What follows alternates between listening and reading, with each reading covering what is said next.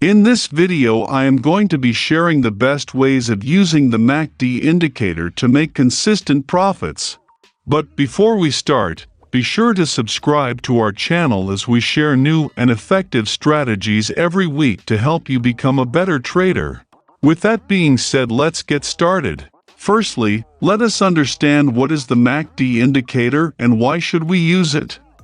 MACD stands for Moving Average Convergence Divergence. The MACD indicator is a simple trend-following momentum indicator that shows the relationship between two moving averages of the asset. It is calculated by subtracting the 26-period exponential moving average from the 12-period EMA. The result is plotted on the chart with the blue line.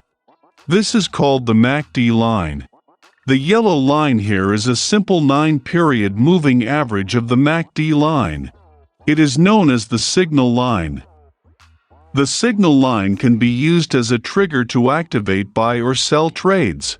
For example, when the MACD line crosses above the signal line, it indicates a buy signal.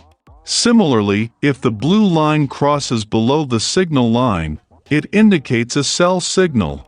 As I said earlier, the MACD line is calculated by subtracting the 26-period EMA from the 12-period EMA. When the price is in an uptrend, the 12-period EMA will be above the 26-period EMA. Therefore, the MACD line will be above zero. On the other hand, in a downtrend, the 12-period EMA will be below the 26-period EMA and the MACD line will be below the zero line. Now let us bring in the last element of the MACD indicator. That is the MACD histogram. The MACD histogram shows the distance between the MACD and the signal line. If the MACD line is above the signal line, the histogram will show green bars. On the other hand, if the MACD line is below the signal line, the histogram will show red bars. The histogram is an important part of the MACD indicator, but we will not use it in our strategies. An important point here is that we will not use the MACD alone to trade, but we want to use the MACD in conjunction with other concepts to identify trade opportunities. Now that we have covered the basics of the MACD indicator, let's look at the strategies. I am going to share two strategies today. One is a trend-following strategy and the other is a reversal trading strategy. Let us start with the trend-following strategy. The market moves in two phases, the trending phase and the ranging phase. When the market is making higher highs and higher lows, it is in an uptrend. Similarly, when the market is making lower highs and lower lows, it is in a downtrend. Our goal with this strategy is to find high confluence areas and enter the trend on pullbacks. The first step of the strategy is to identify the trend of the market. For that, we will use the 200-period exponential moving average. In an uptrend, the price stays above the moving average and the moving average is sloped upwards. We can also see that the price finds support at the moving average. On the other hand, in a downtrend, the price stays below the moving average and the EMA is sloped downwards. The moving average also provides resistance in a downtrend. Look at this chart. Here we can see that the price has constantly stayed below the 200-period EMA and the EMA is also sloped downwards. This means that the price is in a downtrend. We are only looking for sell opportunities. The second step of the strategy is to identify confluence areas between the EMA and support and resistance lines. We already know that in a downtrend, the EMA provides resistance to the price. Hence we can say that when the price reaches here, there is a possibility that it may reverse due to the resistance provided by the moving average. If we look closely, this area also coincides with a major level of support and resistance.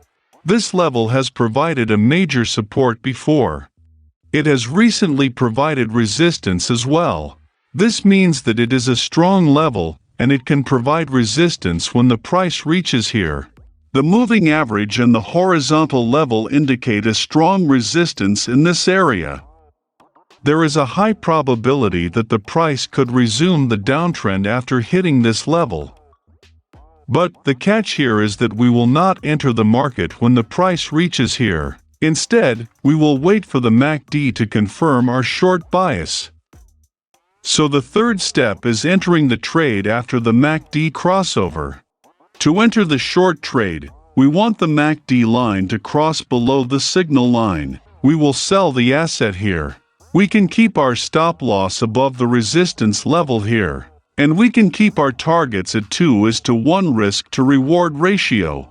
As we can see, the price quickly reversed after our entry, and we made good profits. Let us now look at the buying setup. Here we have the NVIDIA stock on a 30-minute time frame. Here we can see that the price is trading above the 200-period EMA, and the EMA is also sloped upwards. This means that the stock is in an uptrend, and we will only look for buying setups.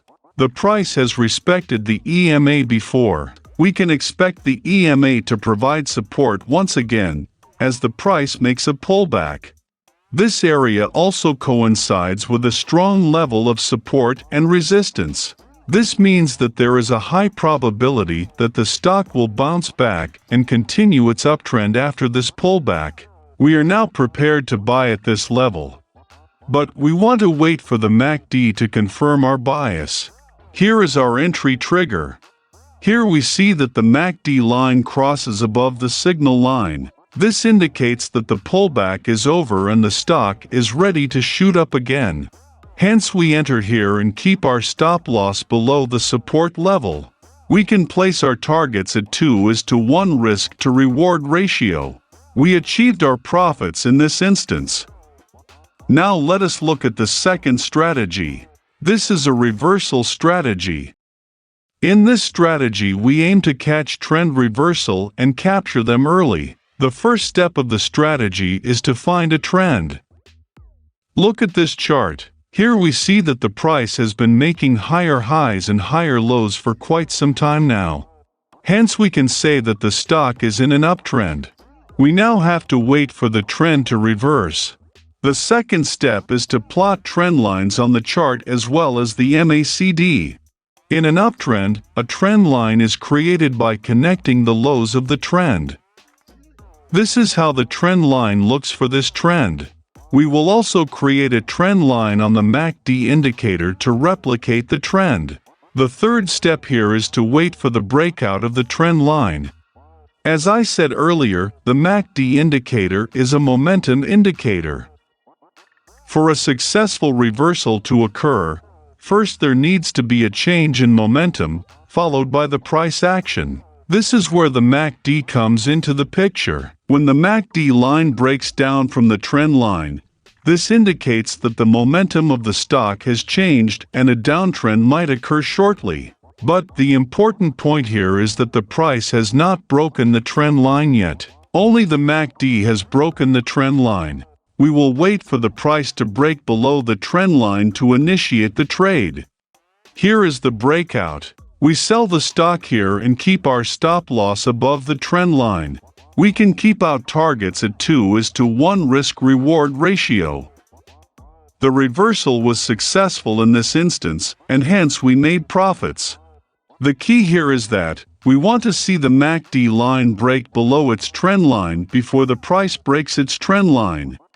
We need to understand the chronology of events. First, the MACD breaks below the trend line, then, the price breaks the trend line.